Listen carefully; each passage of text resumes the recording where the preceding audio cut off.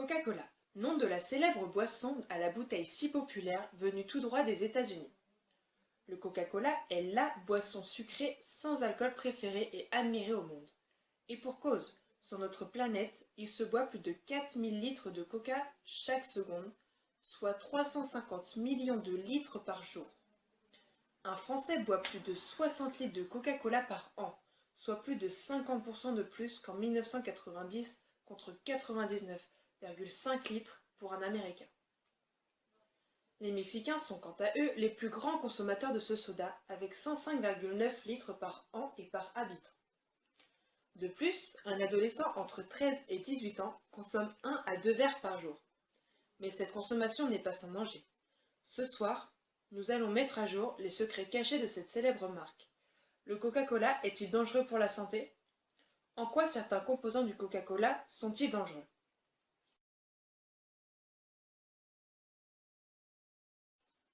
L'histoire du Coca-Cola commence en Géorgie, à Atlanta, en 1886. Dans son laboratoire, John Stitch Pemberton cherche de nouvelles boissons lui permettant de gagner facilement de l'argent. Il a compris, en 1885, qu'il fallait créer un soda de type nouveau, c'est-à-dire sans alcool.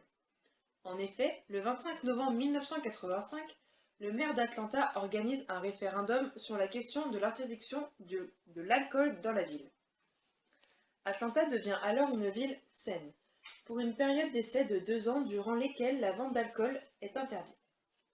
Ainsi, l'enjeu de Pemberton sera d'obtenir une boisson sans alcool, tranchant avec les orangeades et procurant les effets du bonbon. Pemberton va développer une version sans alcool de sa boisson. Le 8 mai 1886, le docteur met en vente une boisson révolutionnaire à base de sirop de cola dilué avec de l'eau gazeuse. Avec la prohibition de l'alcool en vigueur à Atlanta, le succès de cette nouvelle boisson couleur caramel est immédiat.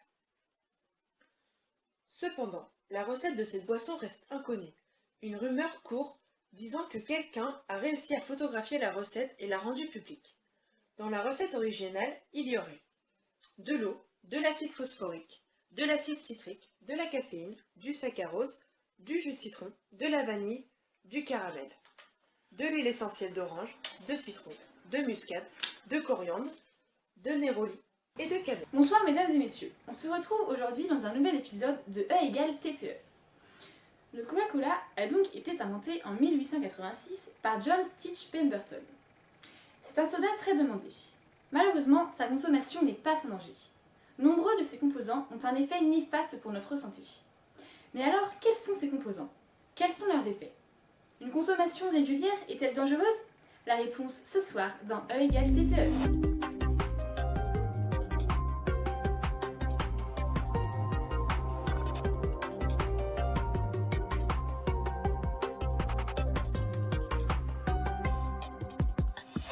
Pour éclaircir le mystère du Coca-Cola, nous avons donc fait appel à Madame Coppens, scientifique reconnue pour son talent et son professionnalisme.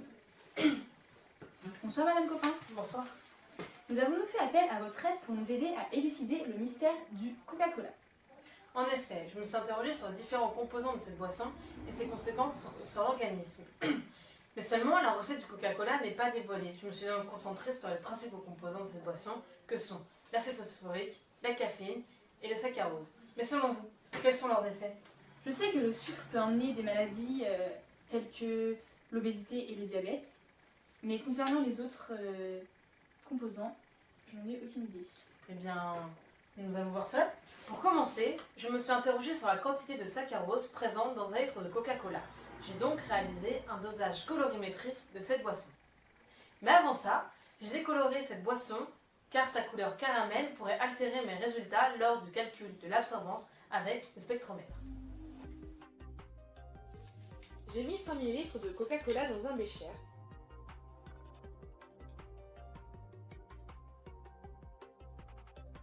J'ai ajouté 2 cuillères à soupe de charbon actif. J'ai laissé le liquide au repos pendant 10 minutes.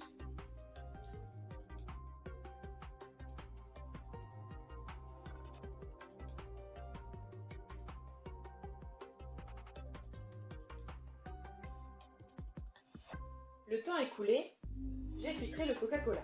J'observe alors une solution complètement translucide. Le Coca-Cola est donc décoloré. Ensuite, j'ai réalisé le dosage colorimétrique.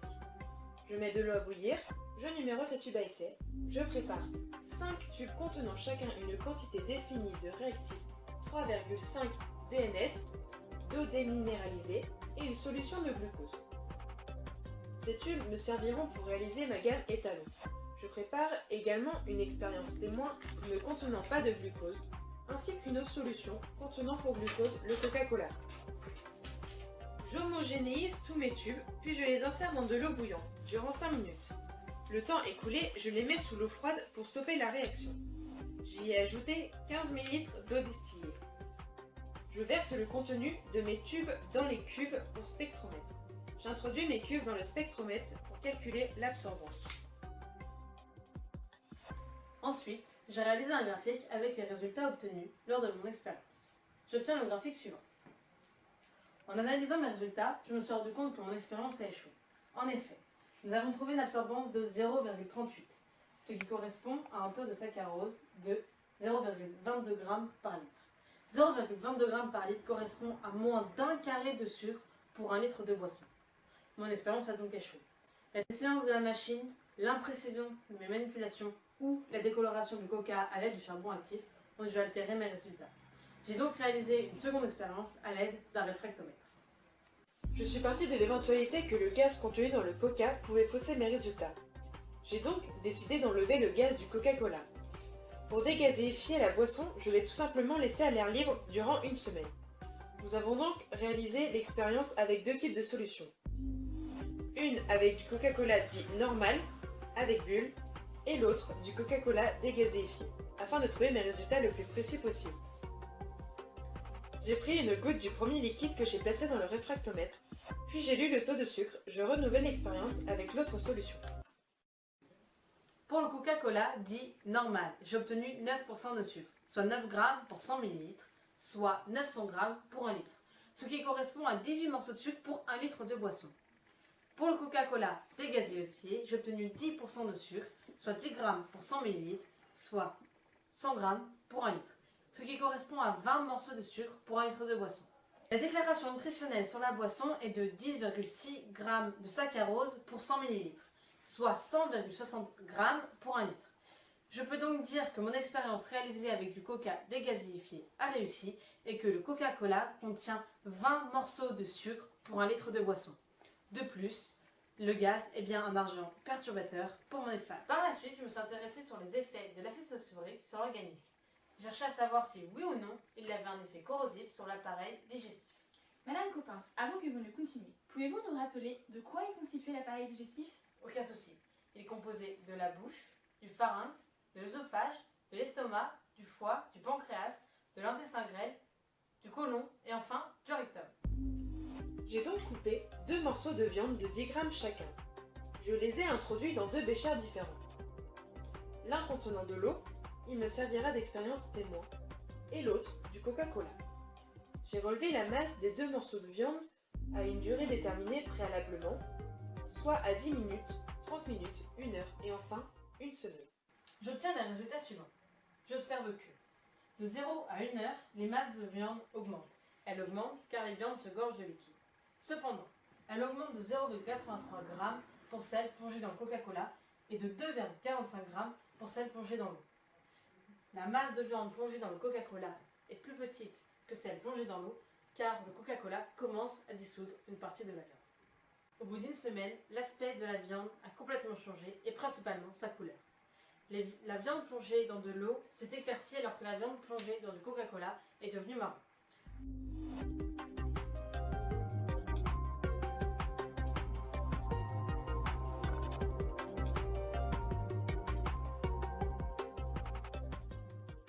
Toujours au bout d'une semaine, je remarque que la masse de la viande plongée dans du Coca-Cola a diminué de moins 1,57 par rapport au troisième relevé et de moins 0,59 g par rapport à l'état initial.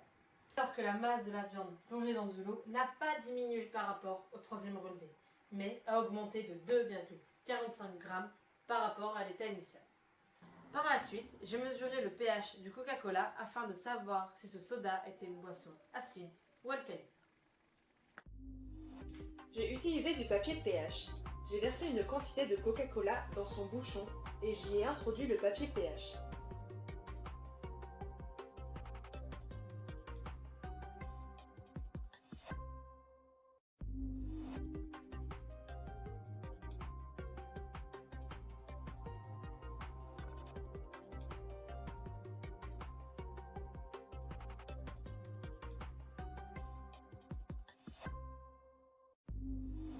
Celui-ci a changé de couleur.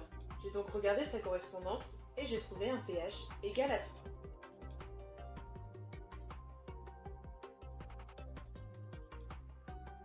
Si l'on regarde la correspondance, le Coca-Cola a donc un pH acide. Je peux donc affirmer que le Coca-Cola a un pH acide et un effet corrosif. Cependant, le pH de l'estomac est environ égal à 2, celui du Coca-Cola environ égal à 3. L'estomac est donc plus acide que le Coca-Cola. Celui-ci n'aura plus d'effet à partir du moment qu'il passe dans l'estomac. Il pourrait donc abîmer la bouche, le pharynx et l'œsophage. Cependant, nous avons mis une semaine avant d'avoir des résultats notables. Et le Coca-Cola ne reste que peu de temps dans cette partie du tube digestif.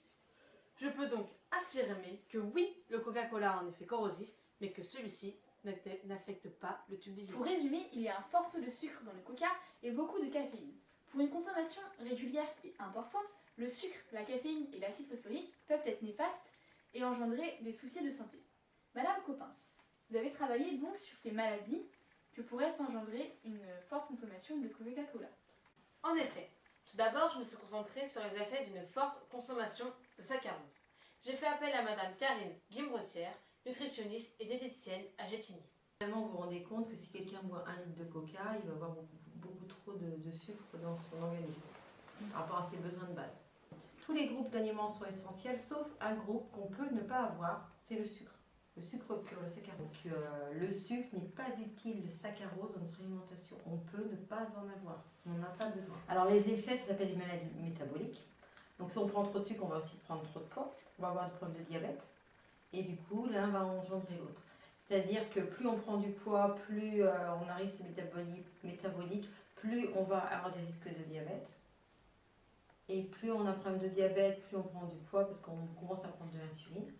Donc, ce qui fait qu'on estime que bientôt, sur la population qui va être née en 2000, il y aura la moitié qui seront diabétiques à 50 ans, à cause des mauvaises habitudes alimentaires, et surtout dues au sucre.